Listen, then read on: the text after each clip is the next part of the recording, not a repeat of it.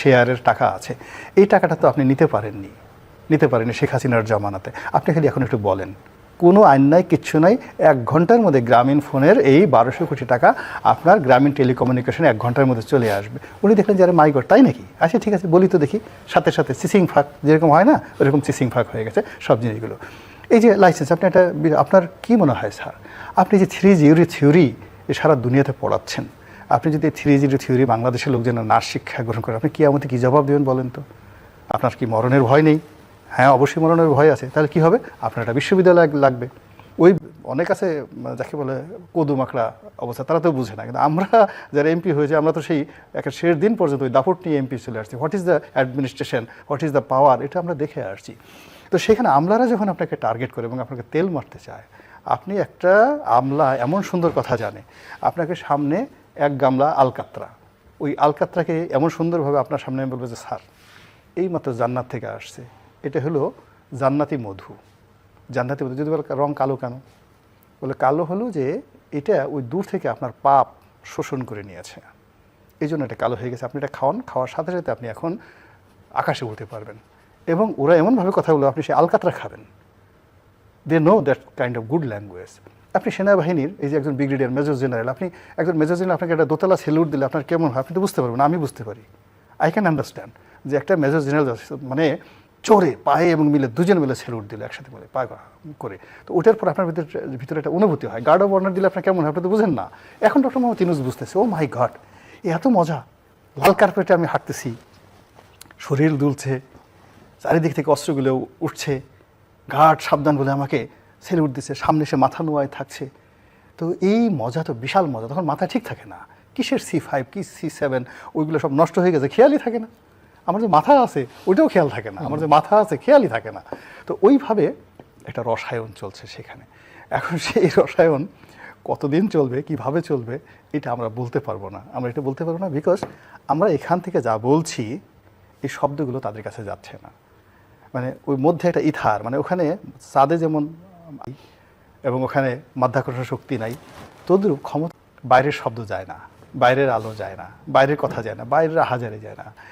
বাংলাদেশের সমস্ত বড় বড় শহরের সাথে যে কানেক্টিভিটিগুলো রয়েছে, ঢাকা থেকে চট্টগ্রাম, ঢাকা থেকে নারায়ণগঞ্জ, আপনি দেখেন সমস্ত ঢাকা থেকে বরিশাল, সিলেট, সমস্ত মহাসড়কগুলো খানাখন্দে নষ্ট হয়ে গেছে। খবর কারো কাছে নাই।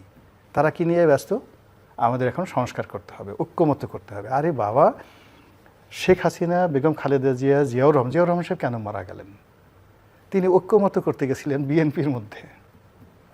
বিএনপি চট্টগ্রামের নেতাদের মধ্যে মতদ্বৈততা ছিল, তিনি সেটা মিটিং করতে গেছেন। সারা রাত বসে তিনি সেই ঐক্যমত্য করতে পারলেন নাই, ভোর রাতে তিনি মারা গেলেন। জিয়াউর রহমান সাহেব পারেন, বঙ্গবন্ধু তার নিজের হাতের কর্মী বাহিনী, সিরাজুল আলম খান, আব্দুর রব, তাদের মধ্যে ঐক্যমত্য প্রতিষ্ঠা করতে চেয়েছিলেন যে শেখ মনি তার ভাগ্নে আর তার ঘনিষ্ঠ সহযোগী তাজউদ্দিন আহমেদ এবং যাকে বলা হয় ওই খন্দকার মোশতাক, এদের সাথে একটু ঐক্যমত্য করবেন। বঙ্গবন্ধু পারেন নাই, তাকে মরতে হয়েছে।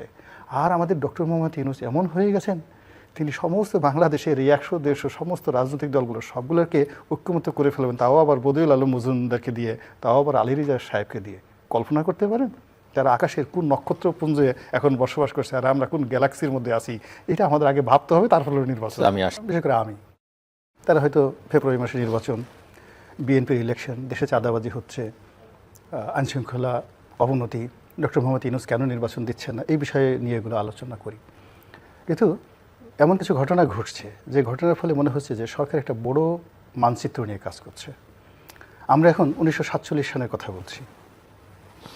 তো 1947 সনের যে থিম, সেই থিম হলো অবিভক্ত বাংলা। তার আগে যদি যান তাহলে আপনি বাংলা, বিহার, উড়িষ্যা, এবং এখানে যারা বিপ্লবী তাদের একটা অংশ বিভিন্ন সময় বলেছে যে আমরা সশস্ত্র যুদ্ধ করার জন্য প্রস্তুত ছিলাম। এর মধ্যে কয়েকবার ভারত আক্রমণের কথা কিন্তু বলা হয়েছে যে আমরা দরকার হলে ভারতের 7 সিস্টার আক্রমণ করব। তো ভারতের 7 সিস্টার যদি আপনি আক্রমণ করেন এবং দখল করেন তাহলে আসলে বাংলা, বিহার, উড়িষ্যার সেটা একটা বড় কিছু হয়ে যেতে পারে।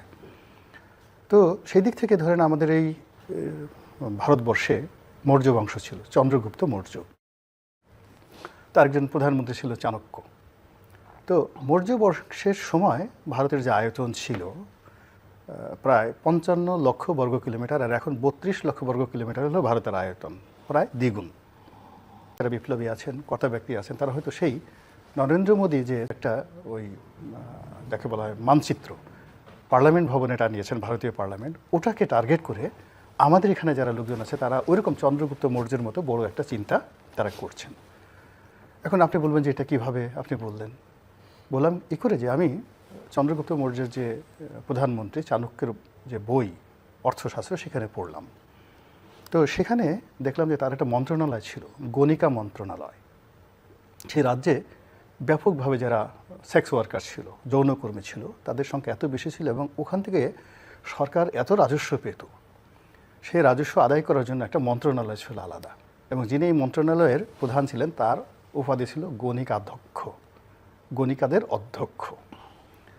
এখন আমাদের এই যে সামনে যে পিআর পদ্ধতি নির্বাচন আসছে হচ্ছে, আমার কাছে মনে হচ্ছে আমরা সমাজেরকে পার্লামেন্টে নিতে চাচ্ছি। ধরুন পিআর পদ্ধতি হল, তা পিআর পদ্ধতি অনুযায়ী সবাই একটা রাজনৈতিক দল করতে পারবে। তো সেই রাজনৈতিক দলের নেতা তারা সারা বাংলাদেশে ভোট করবে এবং সংখ্যানুপাত অনুযায়ী তারা যত ভোট পাবে সেই কজন হবে। তাহলে এখন বলুন তো, বাংলাদেশে ভ্রাম্যমাণ পতিতা এবং যারা রেজিস্টার্ড পতিতা আছে, মানে যাদেরকে বলা হয় রেজিস্টার্ড সেক্স ওয়ার্কার, এবং তাদের তো এখন শ্রমজীবী হিসেবে তাদেরকে স্বীকৃতি দেওয়া হচ্ছে, এবং এটা দেওয়ার জন্য আমাদের জাতিসংঘ কিন্তু বাংলাদেশে একটা অফিসও করে ফেলেছে। তো 20 লাখ হবে তো মিনিমাম, আর তাই এমপি হয়ে যাবে অ্যাবাউট দেম। তারা বলবে যে আমাদের 20 লাখ হলে 20 জন এমপি হবে কিভাবে? অন 20 জন বা 2 লাখ করে যদি ধরেন 10 জন করে সংসদ সদস্য হবে। আবার ধরেন সমকামী যারা আছেন তাদের সংখ্যা তো অনেক, তাদের সংখ্যা অনেক, ছেলেও হবে মেয়েও হবে, তারাও সংসদে যাবে। যারা তৃতীয় লিঙ্গের যারা লোকজন আছেন তাদেরও হবে। যারা ছিনতাই করছেন তারা বলবে যে আমরা অনেক কষ্ট করে ছিনতাই করি, আমাদের দাবি দেওয়া আছে, অনেক দাবি দেওয়া আছে, আমরা ঠিকমতো চাপাতি পাই না, কাজগুলো করি, আমাদেরকে ধরে নিয়ে পুলিশে এইভাবে নির্যাতন করে।